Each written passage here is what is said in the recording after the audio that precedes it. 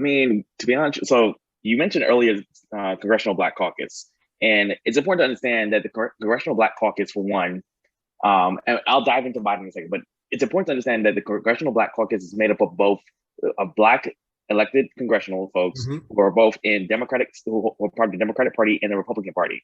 Hmm. They're not a unilateral, hey, liberal Right. collective. So they have to come to a consensus on the Black agenda, and they haven't. And also, just to add to that point, not only have been are they Democrat and Republican, so it makes it a little bit harder to come to Yeah, a political consensus.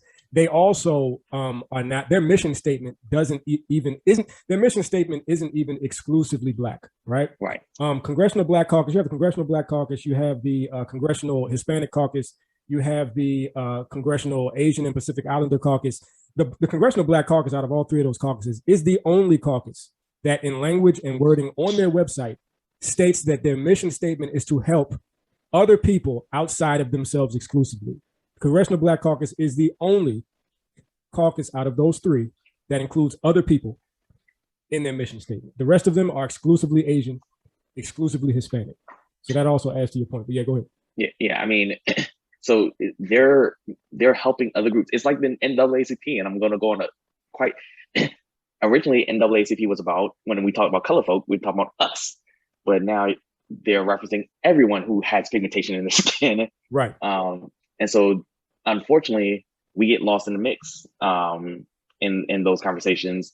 In terms of Biden, I get the point he was making. He made a valid point. I think the issue is that, and we saw this with the Asian hate crime bill, where he lobbied behind the scenes to get something pushed forward because there was this uprise, Right. and we could say alleged, whatever. I'm not going to dive into that Right. part of Yeah. the You don't have to conversation. get into that.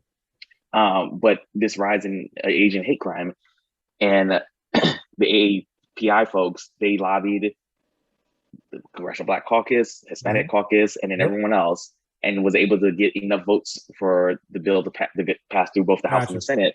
Whereas, for example, right now, the police reform bill has been The George Floyd. Right. for a year, and that's because our caucus has Right. not. Congressional Black Caucus. They're more focused on saying, "Oh, we introduced the bill, and we have a certain amount of folks supporting it, but it's not the folks needed to win. They're not lobbying." The short Right. version of what.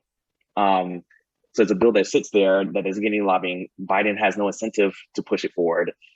I couldn't tell you what the actual details behind the scenes are, but I would gather that because there's no pushback from our Congressional Black Caucus, and that's really who Biden.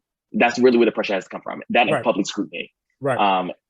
And I think the way our media cycles work, we get angry about an issue for a limited amount of time, usually a week or two, and then they go away. And so I think what happened with the George Floyd bill, as an example, is that they dealt with the scrutiny, and yet people protest, people march, and there were riots and all this stuff, and that lasted for a short while. Like, I mean, it didn't last very long. It may be long in the grand scheme of what we remember, Right. but not in actual terms of what is necessary to push bills through. Right. And so they were able to just sit down and let it pass. He was able to, not him, but Trump was able to just sit and let it pass through.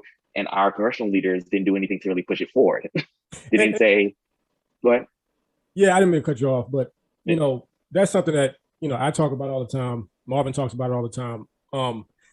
We're in a situation where basically, all right, and me and Gary even talked about this on the first in the first season, where I think a lot of Black congressional folks, whether it be Congressional Black Caucus or Black politicians, they always talk about the Black population at large is not vigilant about our issues, right? But in a situation like where BLM was popping off and there was a lot of media attention specifically to like police brutality, not the larger scope of our issues, but specifically police brutality. People going out in the streets protesting, that is the grassroots level. That's what got the media attention placed on it, right? Right. And what I always say is, at that point, you can no longer blame the people on the ground because they've kind of done their job.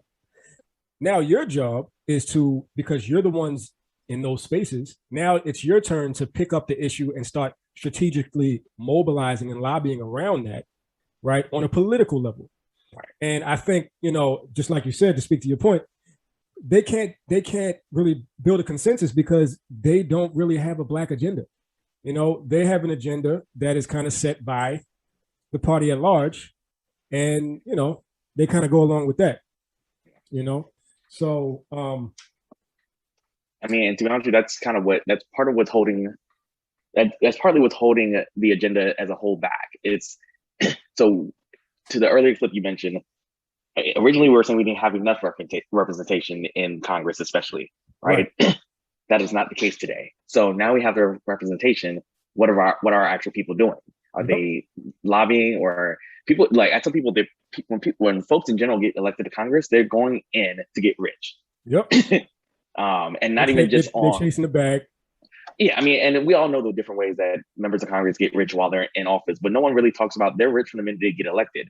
they get an instant $170,000 or $180,000 salary, which puts them immediately in the top 5% of the country. Yep. And then when you start talking about Black politicians, that puts them even higher because our median income is so low, right? And so, you know, not even talking about the outside revenues and opportunities for them, they're automatically. I don't feel none of y'all pain. Y'all ain't take none of these risks. I don't feel none of y'all made the decisions I made to be real with this shit. I don't trust none of y'all motives.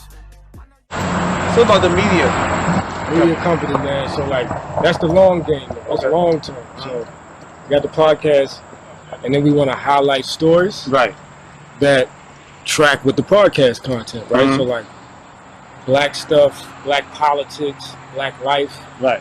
One day. That'd be a game changer. That's the long game, bro. Let's do it. Motion picture. You know, Bob. I don't feel none of y'all pain.